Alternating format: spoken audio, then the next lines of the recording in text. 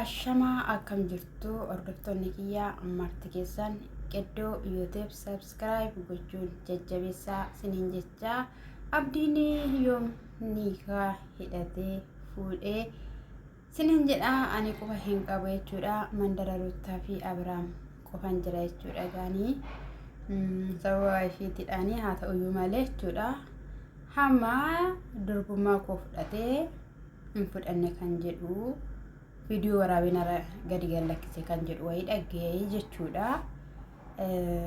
Jalqaba irratti namni tokko gaafa gaalatti galu sobuu jechuun baay'ee ulfaata waan hin qabne qaba jechuun keessattuu yeroo hammaa kana dhimma durbummaa akkasumas immoo dhimma osoo dhala qabanuu dhala akka hin qabneetti dhossanii gaalatti warri galanii baay'een isaanii rakkoo gurguddaarra yeroo gaanidha jechuudha. Akka kootti hani waan qabdu qaba jettee waan hin qabne immoo hin qabu jettee nama wajjiniin deemuudhaaf baate tokko amansiistee wajjiniin deemuutu si barbaachisa. Jireenyi har'a osoo hin taane jireenya fuulduratti deemtu waan caaluuf siniin jechuun jaaladha. Dhimmi durbummaa kun immoo jechuudha bara keenyadha malee bara abboota keenya maqaan isaa hin dhaamu kabajameet qadaadamee ol taa'aa ture. Amma egaa teknooloojiin ammayyoomii baay'achuu irraatiin kan ka'e kallattiilee garaagaraadhaanii barachaa kan jiru jechuudha. Dooktor Naafiin yeroo darbe wayii gaaffii gaafatamaniitoo qaama koo bakkee biraa maqaan dhaa dhimma saalaa yoon maqaa dha'imaan rakkoo qaba jedhanii ta'e dubbataniitoo jiru jechuudha.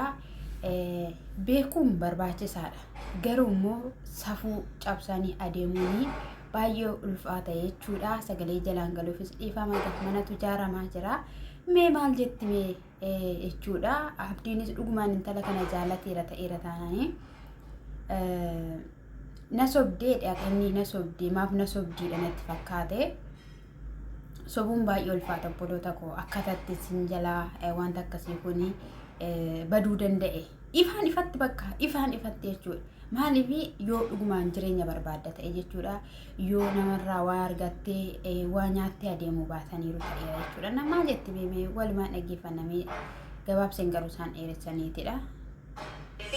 Akka dubbatee isinis walumaan agarree dhageenyaan isin jaa wantoota adda ta'e hanga fiidoo kana dhumaatti nu hordofaa naaf yaabdii irraa wal gaafachaa andummaa fayya qabaachuu jechuun isinillee ni garsiisan isinillee ni garsiisan walleen gurbaasa guyyaa san ija keessa ijaan qabneessa walleen waanuma barri fiidoo sanarratti jechuun fiidoo sun waraabamtee isiniif birrakkifamu jechuun natuuta kanatti ulfaate jechuun maaliif farshaanee jirechuu guyyaa san waan haasoofu waan dhiisuun beeku namni tokko dubrummaa qabaatee farshaanee ittiin deemu ilaaltetti jechuun inni farshaaniin dadhufee waan kanaan godhee waan san godhee inni badhiigu waa godha.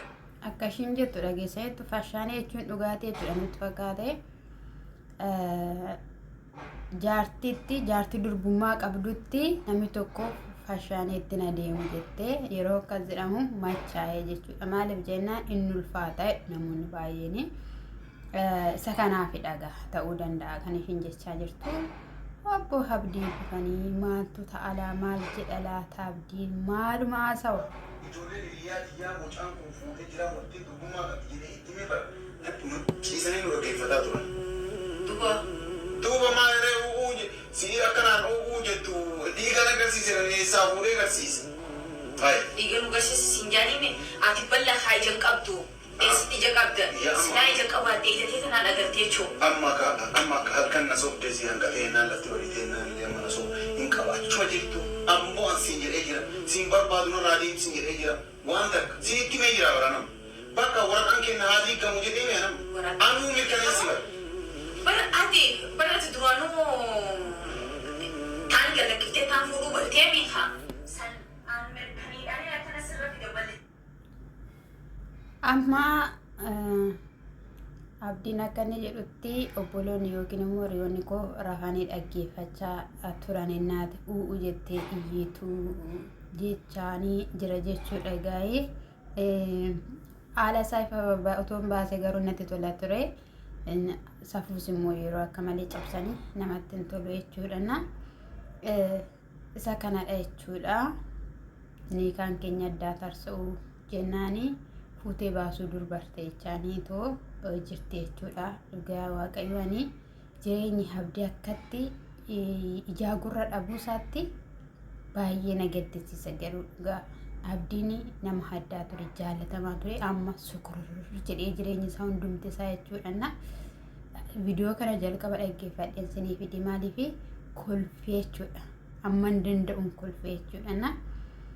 Ija baastee yeroo miidiyaa fuulduratti waa'ee durbummaa ishee akkasittiin haasoftu nama ajaa'iba jechuudha. Waa'ee durbummaa immoo dubartii taasaa osoo hin taane ilma dhiiraa taasaa jechuudha. Ilma dhiiraa warri qabdan jabeessaati keeyyaadhaa argitanii abbaa manaan dubartii fuudhu tokko amma barbaadoo ta'e qulqullummaa ishee barbaada jechuudha. Yeroon akkana isiniin jedhu immoo kallattiilee garaagaraatiidhaan kan dhabdan jirtu, kan daffaramtan jirtu, waadaa sin galchisiisee abbaa manaa keessa nama jaalattaniidhaaf kennitanii irraa adda kan gargar baatan ni jirtu. Warreen akkasii dhugaan keessaniyyuu isinii faradhe garuu immoo warri cal jedhamee akkasittiidhaanii fedha foon isaanii raawwatanii deebi'anii ilma dhiiraa goyoomsanii ofi isaaniitti gatii baasu jechuudha. Ija duraanii ija goshoo qabda. Dhaggeeffadhu anuma maaree hangaafu siima. Annaagar amma mana yaalaa dhaqxeetii tolfattee dhuftee. Maal tolfattee? Argine sanuma tolfattee dhufteeti na wajjin kiisa akka durbummaa lama jirtu durbummaan takka malee. Lama dinoo jira fisiin jedhee ati. Kana mataa tammoo tasobaati. Sana immoo gowwaa sun qaroo keessaa qabu. Doolaara 50 ka doolaara 100 takkaan ture. Maayidhaa obstaala deemteetu tolchisiifattee dhuftee kan jedhudha jechuudha. Abdiin kan jedhu. Inni kunis immoo biyya Arabaa keessa jijjiirraa jedhama. Inni hodhuudha. Amma fakkeenyaaf da'umsa gubbaa irratti an argeera waan ta'eef jechuudha jechuun nama akkasii hin gaafattu egaa nama hiriyaa keessanis ta'uu danda'a. Garuu maatsanii isaanii yeroo itti kutanii deebisanii hodhanii inni jira jechuudha. Innis waan akkanaa waan gurra keessaa qabuu fi deemtee tolfattee dhufteetu kottuutti na wajjiniidhaan ciisi jechuu barbaaddeetta. Garuu hin ta'u wanta akkasii jechaa jira jechuudha. Mee gara dhumaatti jechuudha maaltu ta'an inni gabaabsa waan ta'eef viidiyoo. Isaan yoomiin akkasii ragaa ka dhiiraa qabdamoo ka dubartiiti.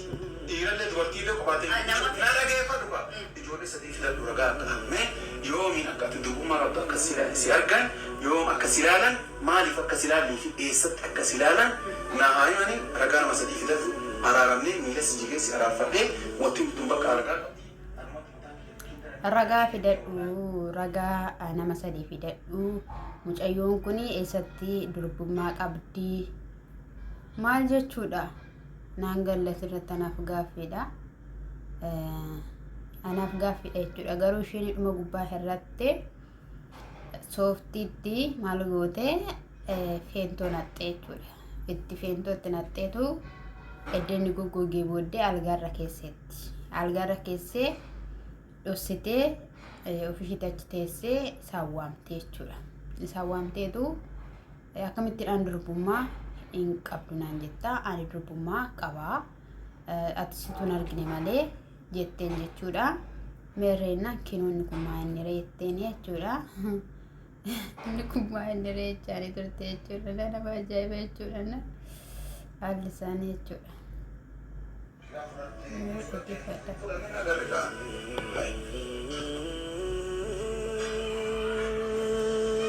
Darbi fuudhiti gadi. Eessatti hin darba? Ragaa hiyyaa bara. Uma ragaa waajjira poolisaa si keessaa kasi dama ogi. Fuudhi darbi. Eessatti hin darba? Uwe ragaa. Anumaa taa'u. Kan harkuu dadhabdee deebi'a. Harkuu dadhabdee. Waan kan hin jedhu. Inde arguu dadhabde kan jettuuni. Ana abbaa manaatu argata abbaa manaatu iyyuu argaa yaadahan. Maa jechuudha. Maa jechuudha. Mo'achuudha akka aadaa Oromootti moo maadaatti iyyuu hin urgufamtu dubartiin jedhu jechuudha.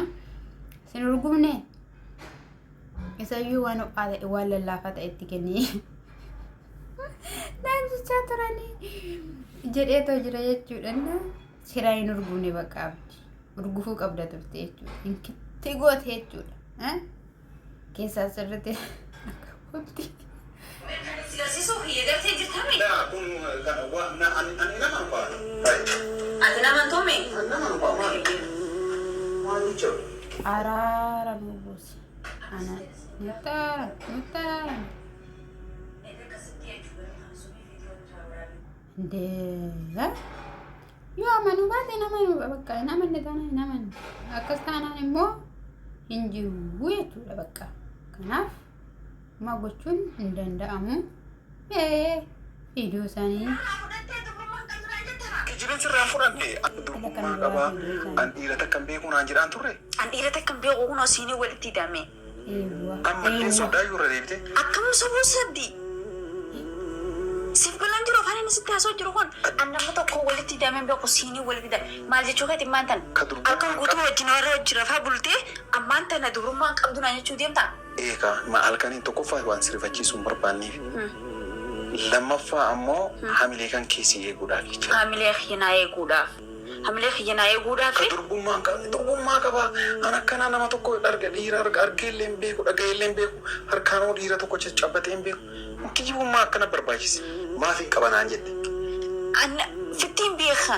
Yaani bas. Ofittiin beektaa karam taate lafa buutee lixxee si harkaa. Moo namatu dirqiidhaan sirraa fudhateeti. Si harkaa kutaniin dhadhee irraa sii fuuna.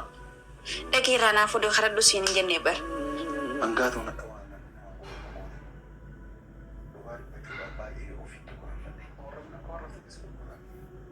ofitti qaaneffadheedha jechuudha. Ganama ka'e galgala wajjin hin ciisee hin jiru kan falaa na goote kan qaanii na goote jechaa jira jechuudha. Obboloota ammallee dabalee isiniin jedha jechuudha.